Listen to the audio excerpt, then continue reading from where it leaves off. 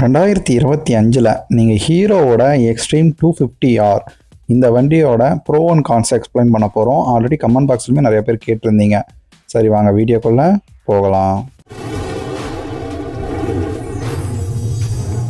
Hero extreme 250R புது விதமான bike அப்டேட்டோட புது இன்ஜின் செட்டப்போட வந்த வண்டி தான் இந்த எக்ஸ்ட்ரீம் 250R. 250cc பெஸ்ட்டான ஸ்பீட் அண்ட் பர்ஃபார்மன்ஸ் குயிக்காக அச்சீவ் ஆகுறது அப்படின்னாலே இந்த 250R தான். இந்த இன்ஜின் செட்டப்லேருந்து ஆரம்பிப்போம். 249.03cc பவர் பார்த்தீங்க அப்படின்னா 29.5 bhp 9250 rpmலையும் மேக்ஸிமம் NM டார்க் பார்த்தீங்கன்னா 25 NM டார்க்கு 7250 rpmலையும் ரிலீஸ் பண்ணோம். இந்த இன்ஜின் செட்டப் பர்ஃபார்மன்ஸ் ஓரியன்டடு, ஐ மீன் ஸ்போர்ட்ஸ் நேக்கடு.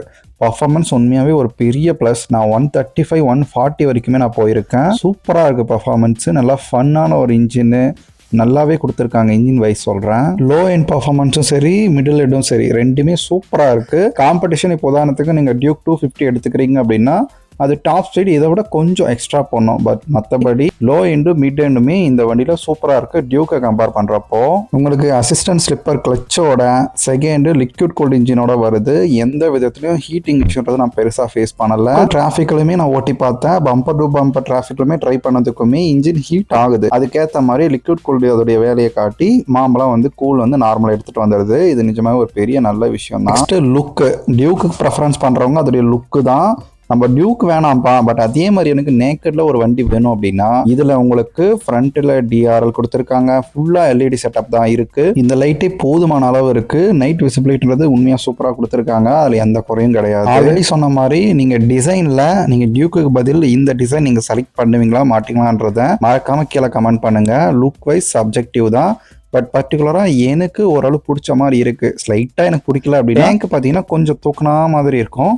அது மட்டும் எனக்கு பிடிக்கல, ஒரு மாதிரி இருக்குன்னு சொல்லலாம். என்னுடைய ஒப்பீனியனா சொல்றேன். உங்களுக்கு இந்த லுக் எப்படி இருக்குன்றத மறக்காம கமெண்ட் பண்ணுங்க. நம்ம சிட்டி யூசேஜுக்கு ஹைவேக்கெல்லாம் எப்படி இருக்கு, கிரிப்பெல்லாம் எப்படி இருக்குது அப்படின்னா இங்கே ஒரு கேள்விக்குறியாக வரும். ஏன் அப்படின்னா இதோடைய டயர் செக்ஷனை ஃபஸ்ட்டு ஆரம்பிப்போம். இந்த டயர் பார்த்தீங்க அப்படின்னா உங்களுக்கு ரெண்டுமே 17 இன்ச்சு வீலும், ஃப்ரண்ட் டயர் செக்ஷன் பார்த்தீங்கன்னா 110/70யும் ரியரில் 150/60யும் கொடுத்துருக்காங்க. ரெண்டுமே உங்களுக்கு டியூப்லெஸ் டயர் தான் வந்திருக்கு. ஓகேங்களா. கிரிப் வந்து இதில் கண்டிப்பாக இந்த வண்டிக்கு ஏற்ற மாதிரி பர்ஃபெக்டாக இல்லை. அதுதான் என்னுடைய ஒப்பீனியனு. வேற ஒரு டயர் சேஞ்சஸ் பண்ணிங்கன்னா உங்களுக்கு அந்த கிரிப்புன்றது கிடைக்கும். பட் இதில் ஓரளவு தான் இருக்குது. ரெண்டுமே வந்து உங்களுக்கு சுவிட்சபிள் ABS தான். நல்லா வந்து பிரேக்கிங் வந்து நல்லா ABS சப்போர்ட்டோட தான் கொடுத்துருக்காங்க. பிரேக்கில் எந்த குறையும் இல்லை. பட் ஸ்லைட்டாக பிரேக் வந்து ஆனஸ்ட்டாக நம்ம மற்ற வண்டிகள் ABS யூஸ் பண்ணிட்டு நீங்கள் இதில் யூஸ் பண்ணுறப்போ கொஞ்சம் லேட்டாக போய் பிரேக் பிடிக்கிற மாதிரி உங்களுக்கு ஃபீல் இருக்கும். கண்டிப்பாக இந்த வண்டியில் அந்த ஃபீல் நல்லாவே தெரிஞ்சு. இந்த வண்டியோட சஸ்பென்ஷன் வைஸ் பார்த்தீங்க அப்படின்னா உங்களுக்கு ஃப்ரண்ட்டில் 43 mm ups and down fork தான் கொடுத்துருக்காங்க.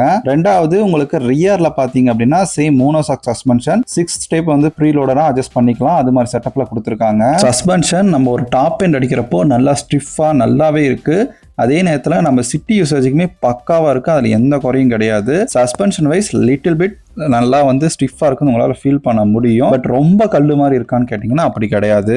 இந்த வண்டியோட கர்ப் வெயிட் பார்த்தீங்கன்னா 167.7 கிலோ கொடுத்துருக்காங்க. 168 கிலோன்னு வச்சுக்கோங்களேன். இது நம்ம ஹைவே க்ரூஸ் பண்ணுறப்போ உண்மையாக ஒரு ஹெல்ப்ஃபுல்லாக இருக்கும். ரொம்ப வெயிட்டும் கிடையாது, ரொம்ப வந்து ஈஸியாக இருக்கும் மேனேஜ் பண்ண. ரொம்ப வந்து கம்மியாக இருக்குது வெயிட் அப்படியும் சொல்ல முடியாது. உங்களுக்கு கரெக்டாக இருக்குது. அதோடைய வெயிட் மேனேஜ்மெண்ட் ஹைவே க்ரூசிங்க்கு யூஸ்ஃபுல்லாக இருக்கும். ரெண்டாவது இந்த டேங்கை தான் நான் சொன்னேன். உங்களுக்கு பார்த்தாலே தெரியும் ஸ்லைட்டாக உங்களுக்கு ஒரு தூக்கி இருக்கிற மாதிரி தான் இருக்கும். அது முன்னாடி பார்த்தீங்கன்னா உங்களுக்கு சேம் E20 சப்போர்ட்ன்ற பேட்ச் உங்களுக்கு கிடைக்கும். சரிண்ணா பெட்ரோல் சொல்லு, டேங்கை தான் சொல்லிட்டியே காட்டிட்டியே. டேங்க் கெப்பாசிட்டி என்னன்னா 11.5 லிட்டர் கொடுத்துருக்காங்க.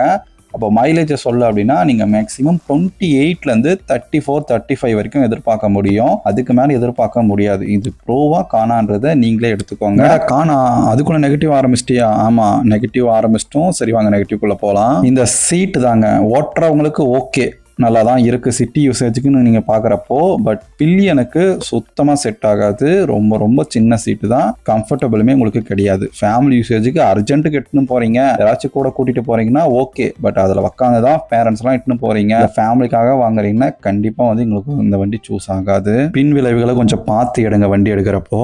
சீட் ஹைட்டு கிட்டத்தட்ட உங்களுக்கு 806 mm கொடுத்துருக்காங்க. நீங்கள் டியூக்கை ஓட்டிட்டு இது எனக்கு சூஸ் ஆகும்னு சொல்லிட்டு ஸ்ட்ரைட்டாக நீங்கள் இதில் உட்காந்தீங்கன்னா உங்களுக்கு இந்த வண்டி ஹைட்டாக இருக்கும். ஹைட்டாக இருக்கிறவங்களுக்கு இந்த வண்டி ஒரு வரப்பிரசாதம். பட் ஷார்ட்டாக இருக்கீங்கன்னா இந்த வண்டி உங்களுக்கு கொஞ்சம் கஷ்டமாக இருக்கும்.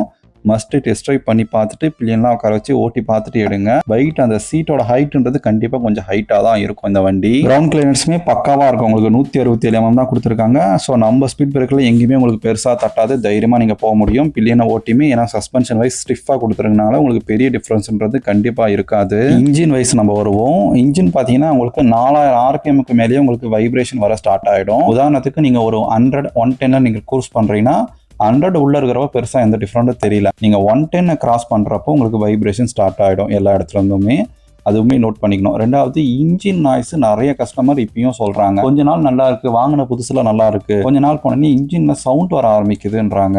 இப்போ நீங்க பார்த்துட்டு இருக்கீங்க அப்படின்னா உங்க வண்டி ஏதாச்சும் 250 ஆரோ இல்லை உங்க சர்க்கிள் யாராச்சும் வச்சிருந்தாங்க அப்படின்னா அவங்களுக்கு மேஜர் கம்ப்ளைண்ட் என்ன இருக்கு, அவங்க சைட்ல என்ன ஃபீல் பண்றாங்கன்றத மறக்காம கீழே கமெண்ட் பண்ணுங்க. பில்டு குவாலிட்டி பார்த்தீங்கன்னா நல்லா இருக்கு, ரொம்ப வந்து மோசம் கிடையாது, நல்லா இருக்கு. அதே நேரத்தில் பேனல் கேப்ஸும் இருக்கு, அதுவும் நோட் பண்ணிக்கோங்க. பர்ஃபார்மன்ஸ் நல்லா இருக்குல்ல, அப்போ லாங் டிரைவ்க்கு எடுத்துட்டு போலாமா, சூப்பரா இருக்குமான்னு கேட்டீங்க அப்படின்னா இந்த டேங்க் கெப்பாசிட்டி வெறும் 11.5 லிட்டர் தான். ரிசர்வ் ஒரு 2 லிட்டர்னு கூட வச்சுக்கோங்களேன். அப்படி இப்படி போனாங்களோ ஒரு 8-8.5 லிட்டர். அதை வச்சு நீங்கள் ஒவ்வொரு டைமும் ஃபியூல் வந்து ஃபில் பண்ணுற மாதிரி இருக்கும். அது கொஞ்சம் தலைவலியாக தான் இருக்கும், அதுவும் நோட் பண்ணிக்க வேண்டிய ஒன்று. அதே மாதிரி இப்போ நியூவாக இந்த வீடியோ பார்த்துட்டு இருக்கீங்க அப்படின்னா மறக்காமல் சப்ஸ்கிரைப் பண்ணிக்கோங்க. அப்போ தான் அடுத்தடுத்த நோட்டிஃபிகேஷன் அப்டேட்டில் இருக்கிறது உங்களுக்கு வரும். சரிப்பா, ஃபைனலாக உன்னுடைய ஒப்பீனியனை சொல்லு, நம்ம டியூக்கை வாங்கலாமா இதை வாங்கலாமா, கன்ஃபியூஷனாக இருக்குது அப்படின்னா என்ன கேட்டிங்க அப்படின்னா எனக்கு டாப் ஸ்பீடு தான் வேணும், எனக்கு வந்து ரொம்ப வந்து டாப் ஸ்பீட் அச்சீவ் ஆகணும் அப்படின்னா நீங்கள் டியூக்கை சஜஷன் பண்ணிக்கலாம். அதை தவிர்த்து நான் வந்து புதுசாக ட்ரை பண்ணணும், டியூக் மாதிரியே இருக்க வேண்டாம், புதுசாக வேணும் அப்படின்னா இந்த எக்ஸ்ட்ரீம் 250R வந்து டெஸ்ட் ட்ரைவ் பண்ணி பார்த்துட்டு ஒரு ஆப்ஷனாக வைங்க. ஏன் அப்படின்னா இந்த ரெண்டுத்தையும் கம்பேர் பண்ணுறப்போ ப்ரைஸ் தான் இங்கே பெருசாக வகிக்கும். இந்த வண்டிக்கு ஒரு பெரிய ப்ளஸ், நீங்கள் டியூக் எடுக்கிறீங்கன்னா கிட்டத்தட்ட வந்து 50,000 நீங்கள் ஹீரோ எக்ஸ்ட்ரீமை விட அதிகமாக வைக்கிற மாதிரி இருக்கும் நீங்கள் டியூக்கு. இது உங்களுக்கு 220 கிடைக்குதுன்னா அது உங்களுக்கு 275, 278, 80 கிட்ட உங்களுக்கு கிடைக்கும். இங்கே ப்ரைஸ் தான் வந்து டிஃப்ரெண்ட் இருக்கும். சரிடா, உன்னுடைய ஒப்பீனியனை சொல்லு, நீங்கள் இந்த பட்ஜெட்டில் எடுப்பியா எடுக்க மாட்டியா, உன் ஒப்பீனியனை ஃபஸ்ட்டு சொல்லு, அதுக்காக தான் நம்ம ரொம்ப நேரமாக வெயிட் பண்ணிட்டு இருக்கோம் சொல்லு அப்படின்னா என்னுடைய ஒப்பீனியன் கேட்டிங்க அப்படின்னா என்னுடைய ப்ரெஃபரன்ஸ் பார்த்தீங்கன்னா எனக்கு பர்ஃபார்மன்ஸ் வேணும், பட்ஜெட்குள்ளேயே வேணும், சேஃப்டி எல்லாமே வேணும். அப்படின்னா இப்போ புதுசாக பஜாஜில் NS400Z ஆல்ரெடி நிறைய பேர் கேள்விப்பட்டிருப்பீங்க. ஸோ அந்த வண்டி நியூ அப்டேட்டோட வந்திருக்கு. நம்ம மைனஸாக சொன்ன டயரு, அதே நேரத்தில் பர்ஃபார்மன்ஸ் இன்னும் இன்க்ரீஸும் ஆயிருக்கு அந்த வண்டியில். நான் பர்ஃபார்மன்ஸ் யோசிச்சிட்டேன்னா மைலேஜ் பெருசாக நான் யோசிக்க மாட்டேன். ஸோ அந்த ப்ரெஃபரன்ஸை காட்டிலும் நான் அந்த வண்டியை தான் சூஸ் பண்ணுவேன். பர்ஃபார்மன்ஸும் இருக்கும், அதே நேரத்தில் பட்ஜெட்டும் இந்த ப்ரைஸ் ரேஞ்சஸ்லேயே முடிஞ்சிடும், நல்லாவே இருக்கும். அது ஒரு 400cc அந்த பட்ஜெட்டுக்குள்ளே கிடைக்கிறன்றப்போ ஒன் ஆஃப் த பெஸ்ட் வெஹிக்கிள்னே சொல்லலாம். எனக்கு 250cc தான் வேணும், ஏன்னா எனக்கு மைலேஜும் இங்கே வந்து முக்கியம், அதே நேரத்தில் பர்ஃபார்மன்ஸும் வேணும். எனக்கு இந்த 2 வண்டியில் ஏதாச்சும் ஒன்று தான் வேணும் அப்படின்னா நீங்கள் எந்த வண்டியை ப்ரிஃபர் பண்ணுவீங்க? 250cc நீங்கள் டியூக் ரொம்ப நாளாக இருக்கிற லீடிங்கில் டாப் பிராண்டான KTM டியூக்கஸ் 250 செலக்ட் பண்ணுவீங்களா, இல்லை ஹீரோவோட எக்ஸ்ட்ரீம் 250R செலக்ட் பண்ணுவீங்களான்றதை மறக்காமல் கமெண்ட் பண்ணுங்கள். மெயினாக இங்கே நோட் பண்ண வேண்டியது இந்த ஹீரோ எக்ஸ்ட்ரீம் 250Rோட ஸ்பேர் அவைலபிலிட்டின்றது ஒரு கேள்விக்குறி. ஸோ அதையும் திங்க் பண்ணிக்கோங்க. வேறு ஏதாச்சும் டவுட் இருந்தால் கமெண்ட் பண்ணுங்கள். எனிவேஸ், தேங்க்ஸ் ஃபார் வாட்சிங்.